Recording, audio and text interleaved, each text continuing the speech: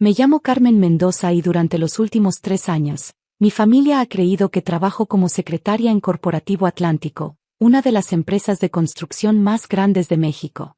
La verdad es considerablemente más compleja. Soy doctora en Ingeniería Estructural con especialización en análisis sísmico, y mi verdadero trabajo consiste en evaluar la viabilidad técnica de megaproyectos de infraestructura. Mantengo este secreto por una razón muy simple: la tranquilidad.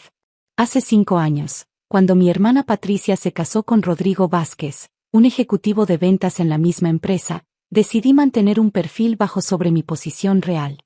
Rodrigo siempre había sido el tipo de hombre que necesitaba sentirse superior a todos, especialmente a las mujeres de la familia.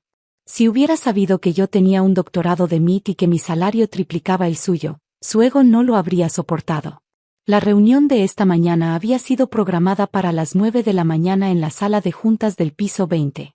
Como consultora externa especializada, técnicamente no tenía obligación de asistir a las reuniones regulares del equipo de ventas, pero Rodrigo había insistido durante la cena familiar del domingo anterior.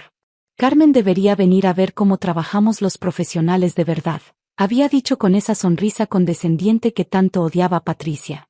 Tal vez aprenda algo sobre el mundo de los negocios reales. Patricia había tratado de defenderme débilmente, pero Rodrigo la interrumpió. No seas sobreprotectora, amor. Tu hermana necesita ver cómo se manejan los contratos importantes. Quizás pueda ayudar sirviendo café o tomando notas. Ahí estaba yo, sentada en la esquina de la mesa de caoba, con mi tablet y mis carpetas organizadas meticulosamente. Había llegado temprano para revisar los documentos que había preparado durante las últimas 2 semanas, un análisis detallado de la estabilidad estructural para el proyecto de expansión del aeropuerto, el mismo proyecto que Rodrigo había estado promocionando agresivamente sin entender las implicaciones técnicas. Los ejecutivos comenzaron a llegar uno por uno. Reconocí a la mayoría de ellos por las fotografías de los informes corporativos. Luis Hernández, director de desarrollo, María José Campos, gerente de proyectos especiales, y Antonio Ruiz, vicepresidente de operaciones. Todos me miraron brevemente, probablemente preguntándose por qué una secretaria estaba presente en una reunión de alto nivel. Rodrigo entró como siempre, con su traje italiano y su aire de superioridad. Se dirigió directamente hacia mí, hablando lo suficientemente alto para que todos escucharan. Carmen, espero que hayas traído suficientes bolígrafos para tomar notas. Esta reunión va a ser intensa. Su sonrisa era pura condescendencia. Y si pudieras preparar café para todos, sería genial. Después de todo, esa es tu especialidad, ¿verdad? Mantuve mi expresión neutral mientras organizaba mis documentos. Por supuesto, Rodrigo. Estoy aquí para ayudar en lo que sea necesario. Luis Hernández carraspeó incómodo. Había trabajado conmigo indirectamente en varios proyectos, aunque nunca había conectado mi verdadera identidad con la hermana de Patricia. Para él, yo era simplemente la consultora externa en análisis estructural que enviaba informes detallados y recomendaciones técnicas. La reunión comenzó con Rodrigo presentando su propuesta para acelerar el proyecto del aeropuerto. Durante 20 minutos, desplegó gráficas coloridas y proyecciones financieras optimistas, hablando sobre plazos imposibles y costos reducidos que sonaban impresionantes pero que ignoraban completamente las realidades de la ingeniería. Como pueden ver, declaró Rodrigo señalando una gráfica particularmente ambiciosa, podemos completar la expansión en 18 meses en lugar de los 30 originalmente planeados. Solo necesitamos ser más eficientes con los materiales y acelerar el proceso de cimentación. María José levantó la mano. Rodrigo, ¿has considerado las implicaciones sísmicas? Esta zona tiene historial de actividad sísmica significativa. Rodrigo agitó la mano desdeñosamente. Los terremotos son impredecibles. No podemos paralizar el progreso por posibilidades remotas. Además, me miró con una sonrisa burlona. Seguramente Carmen puede buscar en Internet algunos datos sobre terremotos y necesitamos esa información. Varios ejecutivos se removieron incómodos en sus asientos. Antonio Ruiz, quien había estado revisando documentos en su tablet, levantó la vista con expresión preocupada. En realidad, Rodrigo, tenemos un informe detallado sobre exactamente ese tema. El análisis sísmico fue completado la semana pasada por nuestra consultora especializada. Miró directamente hacia mí. Doctora Mendoza, ¿podría resumir sus hallazgos? El silencio que siguió fue absoluto. Rodrigo me miró confundido, como si hubiera escuchado mal. ¿Doctora? Antonio, creo que hay una confusión. Carmen es mi cuñada. Trabaja en recepción. Me levanté calmadamente y activé la pantalla de proyección con mi control remoto. Los primeros slides de mi presentación aparecieron. Análisis de riesgo sísmico, proyecto expansión aeroportuaria, doctora Carmen Mendoza, PhD de Ingeniería Estructural, MIT. En realidad, dije con voz profesional, mi análisis indica que la propuesta de Rodrigo resultaría en un colapso estructural catastrófico en caso de un sismo de magnitud 6.5 o superior, lo cual tiene una probabilidad del 35% de ocurrir en los próximos 10 años según los datos del Servicio Sismológico Nacional. Rodrigo había palidecido visiblemente. Su presentación, que había estado sosteniendo con tanta confianza, comenzó a deslizarse de sus manos temblorosas. Continué con mi exposición, mostrando modelos 3D de análisis de esfuerzos, cálculos de resonancia estructural y simulaciones de comportamiento sísmico. Durante los siguientes 15 minutos, desmonté sistemáticamente cada uno de los puntos principales de la propuesta de Rodrigo, explicando por qué sus plazos eran técnicamente imposibles y por qué sus modificaciones propuestas violarían múltiples códigos de construcción. La reducción de costos que propone el señor Vázquez, expliqué señalando una gráfica comparativa, se basa en el uso de concreto de menor calidad y la eliminación de refuerzos sísmicos críticos. Esto no solo es peligroso, sino que expondría a la empresa a demandas por negligencia que podrían superar los 2.000 millones de pesos. Luis Hernández asintió gravemente. Doctora Mendoza, ¿cuáles son sus recomendaciones para proceder de manera segura? Cambié a la siguiente sección de mi presentación, mostrando un plan alternativo que había desarrollado. Mi propuesta alterna mantiene la funcionalidad requerida mientras cumple con todos los estándares de seguridad sísmica. El plazo se extiende a 36 meses, pero garantiza la integridad estructural y reduce el riesgo de responsabilidad legal a niveles aceptables. María José tomaba notas furiosamente. ¿Y el impacto en costos? El incremento inicial del 15% se compensa con ahorros a largo plazo en mantenimiento y seguros. Además, evitamos el riesgo de responsabilidad catastrófica. Mostré las proyecciones financieras detalladas que había preparado. El valor presente neto favorece mi propuesta por un margen del 23%. Durante toda la presentación, Rodrigo había permanecido inmóvil, su rostro pasando por varias tonalidades de rojo. Finalmente, encontró su voz. Esto es ridículo, tartamudeó. Carmen, tú trabajas en recepción. He visto tu oficina. Es diminuta. Antonio Ruiz intervino suavemente.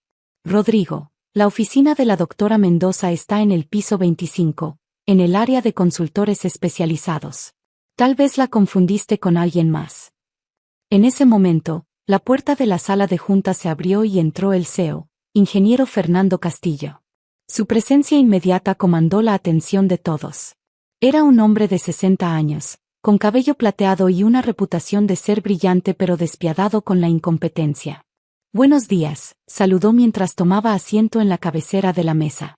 Disculpen la interrupción, pero necesitaba hablar personalmente con la doctora Mendoza. Se giró hacia mí con una sonrisa genuina.